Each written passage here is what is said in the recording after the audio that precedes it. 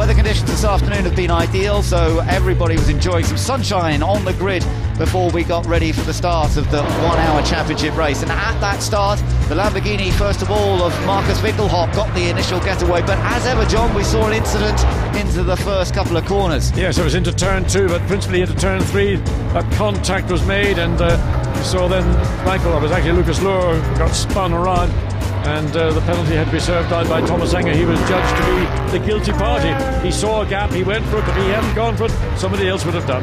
Now, meanwhile, Bertrand Baguette was making his famous attempts up the inside into turn 15. That one didn't work on that occasion, but he was able to get past the Hexis Aston Martin a little further round.